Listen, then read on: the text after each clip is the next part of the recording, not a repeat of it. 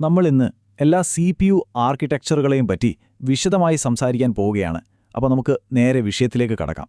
നിങ്ങളുടെ ഫോണിന്റെ ബാറ്ററി ഒരു ദിവസം മുഴുവൻ നിൽക്കുമ്പോൾ എന്തിനാണ് ഒരു ഗെയിമിംഗ് PCക്ക് ഇത്ര വലിയൊരു കൂളിംഗ് ഫാൻ വേണ്ടിവരുന്നത്?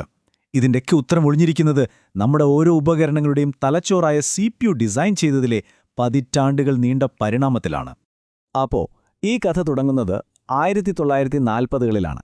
അന്ന് രൂപം കൊണ്ട ഒരു ഡിസൈൻ ഇന്നും നമ്മൾ ഉപയോഗിക്കുന്ന മിക്ക കമ്പ്യൂട്ടറുകളുടെയും ഹൃദയഭാഗത്ത് തന്നെയുണ്ട്. ഇതിനെയാണ് നമ്മൾ വോൺ ന്യൂമാൻ ആർക്കിടെക്ചർ എന്ന് പറയുന്നത്. ഇതിന്റെ ആശയം വളരെ ലളിതമാണ്. അതായത് പ്രോഗ്രാമിനു വേണ്ട നിർദ്ദേശങ്ങളും പിന്നെ അതുപയോഗിക്കുന്ന ഡേറ്റയും രണ്ടും ഒരേ മെമ്മറിയിൽ തന്നെ സൂക്ഷിക്കുക. ഈയൊരു ഡിസൈൻ കമ്പ്യൂട്ടറുകളെ ഒരുപാട് പ്രായോഗികമാക്കി. ഇതിന്റെ പ്രവർത്തനം പ്രധാനമായും 3 ഘട്ടങ്ങളിലൂടെയാണ് കടന്നുപോകുന്നത്. ആദ്യം മെമ്മറിയിൽ നിന്ന് ഒരു നിർദ്ദേശമെടുക്കുന്നു, അതാണ് ഫെച്ച്. പിന്നെ ആ നിർദ്ദേശം എന്താണെന്ന് മനസ്സിലാക്കുന്നു, അതാണ് ഡീകോഡ്. അവസാനം ആ പ്രവർത്തനം നടപ്പിലാക്കുന്നു, അതായത് എക്സിക്യൂട്ട്. ഈയൊരു സൈക്കിൾ CPU ഇങ്ങനെ അതിവേഗത്തിൽ ആവർത്തിച്ചുകൊണ്ടേയിരിക്കും. പക്ഷേ ജനായത്തി പ്രോസസ്സറുകൾ കൂടുതൽ വേഗതയുള്ളതായപ്പോൾ ഈ ലളിതമായ ഡിസൈൻ തന്നെ ഒരു വലിയ പ്രശ്നമായി മാറി. അതെന്താന്ന് വെച്ചാൽ നിർദ്ദേശങ്ങളും ഡേറ്റയും ഒരേ വഴിയിലൂടെ, അതായത് ഒരൊറ്റ ബസ് വഴി മാത്രം സഞ്ചരിക്കുന്നതുകൊണ്ട് അവിടെ ഒരു ട്രാഫിക് ജാം ഉണ്ടാവുന്നു. അപ്പോൾ സ്വാഭാവികമായും ഡേറ്റ വരാനായിട്ട് CPUവിന് വെറുതെ കാത്തിരിക്കേണ്ടി വരുന്നു. ഇതിനെയാണ് നമ്മൾ വോൺ ന്യൂമാൻ ബോട്ടിൽ നെക്ക് എന്ന് വിളിക്കുന്നത്. അപ്പം ഈയൊരു പ്രശ്നത്തിനൊരു പരിഹാരമായിട്ടാണ് ഹാർവാർഡ് ആർക്കിടെക്ചർ വരുന്നത്. അവരെന്താ ചെയ്തതെന്ന് വെച്ചാൽ നിർദ്ദേശങ്ങൾക്ക് പോകാനൊരു വഴിയും ഡാറ്റയ്ക്ക് പോകാൻ വേറൊരു വഴിയും ഉണ്ടാക്കി. അതായത് 2 തനിത്തനിയായ പാതകൾ. അപ്പോൾ പിന്നെ CPUവിന് ഡാറ്റയിൽ പണിയെടുക്കുന്ന അതേ സമയം തന്നെ അടുത്ത നിർദ്ദേശം പോയി എടുക്കാനും പറ്റി. പ്രത്യേകിച്ച് കാറുകളിലും മറ്റു എംബഡഡ് സിസ്റ്റമുകളുമൊക്കെയുള്ള ചിപ്പുകൾക്ക് ഈ ഡിസൈൻ ഒരു രക്ഷയായിരുന്നു.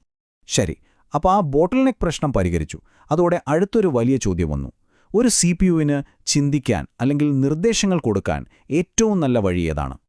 ഈ ചോദ്യമാണ് സത്യത്തിൽ 2 വ്യത്യസ്ത ഡിസൈൻ ഫിലോസഫികളിലേക്ക് നമ്മളെ കൊണ്ടെത്തിച്ചത്. ഒന്നാണ് CISC, അതായത് കോംപ്ലക്സ് ഇൻസ്ട്രക്ഷൻസ്.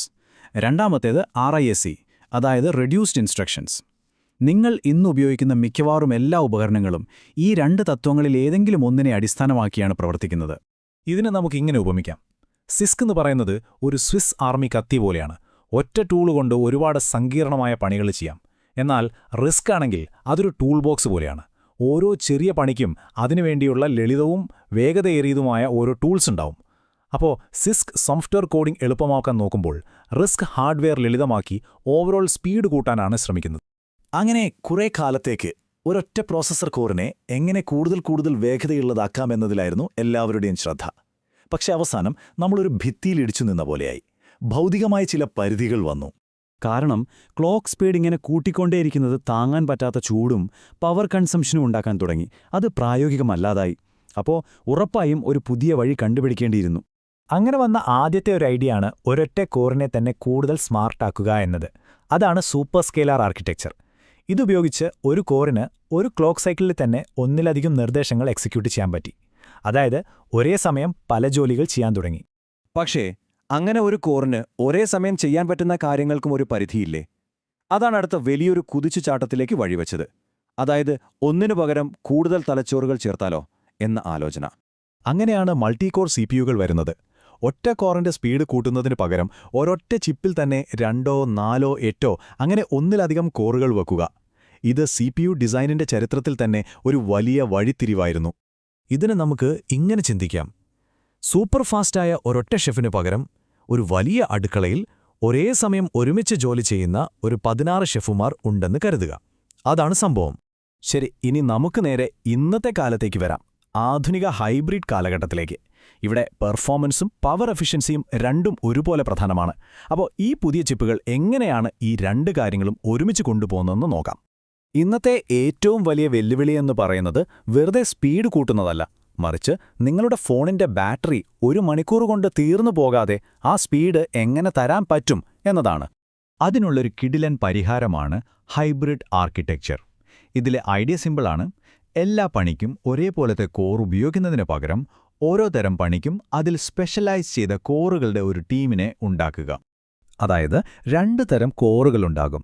ഗെയിമിംഗ് പോലെയുള്ള വലിയ പവർ ആവശ്യമുള്ള ജോലികൾ ചെയ്യാൻ കുറച്ച് പെർഫോമൻസ് സ്കോറുകൾ.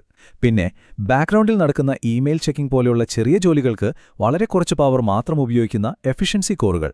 അപ്പോഴെന്തുപറ്റി? നമുക്ക് നല്ല പെർഫോമൻസും കിട്ടും, ബാറ്ററിയും ലാഭിക്കാം. ഈയൊരു സമീപനത്തിന്റെ വിജയം നമുക്ക് ചുറ്റും കാണാം. ആൻഡ്രോയിഡ് ഫോണുകളിൽ നമ്മൾ കാണുന്ന ARMന്റെ ബിഗ് ലിറ്റിൽ ഡിസൈൻ തൊട്ട് ആപ്പിളിന്റെ അതിശക്തമായ M സീരീസ് ചിപ്പുകളിൽ വരെ ഇതേ തത്വമാണ് ഉപയോഗിക്കുന്നത്. അപ്പോൾ ഇത്രയും കേട്ടുകഴിഞ്ഞപ്പോൾ CPU ഡിസൈനിന്റെ ഈ ഒരു പരിണാമയാത്രയിൽ നിന്ന് നമ്മൾ എന്താണ് ശരിക്കും മനസ്സിലാക്കേണ്ടത്? CPU ഡിസൈൻ എന്ന് പറയുന്നത് ഒരു ബാലൻസിംഗ് ആക്ടാണ്. സ്പീഡ്, പവർ, കോംപ്ലക്സിറ്റി, എഫിഷ്യൻസി ഇതെല്ലാം തമ്മിലുള്ള ഒരു ഒത്തുതീർപ്പ്.